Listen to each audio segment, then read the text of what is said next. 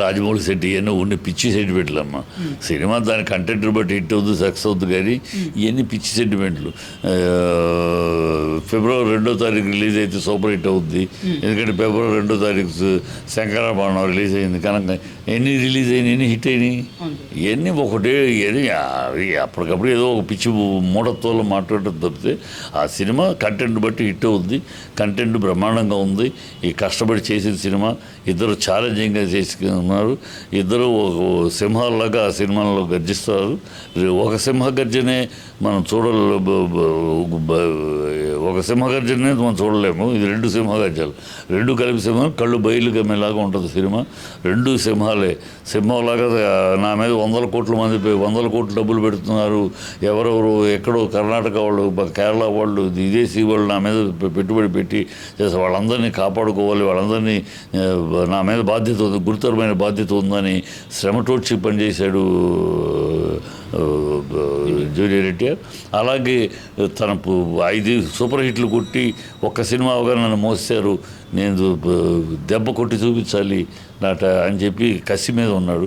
So సింహం ఒక అడుగు వెనకేసిందంటే 10 అడుగులు ముందుకేస్తుందని కొరటాల శివయ్య వాళ్ళు ఈ సినిమా 10 అడుగులు ముందుకు అయిపోతున్నారు.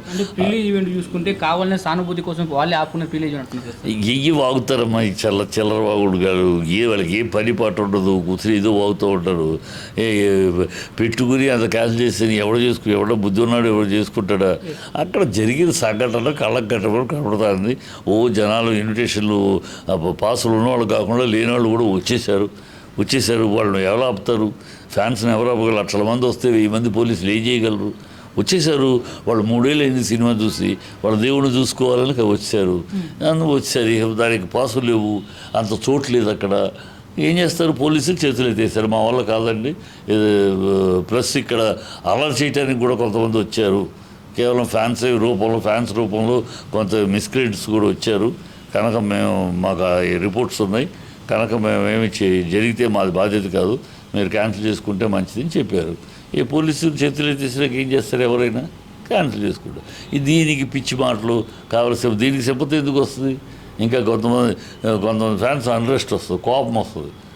అది కదా, పిచ్చివాగుళ్ళు సన్నాసి వాగుళ్ళు ఇవి వాగుతూ ఉంటారు. ఈ జిల్లా ఇది పని పాటలేదు. నా కొడుకులు కూర్చుని మాట్లాడే మాటలు ఇవద్దు.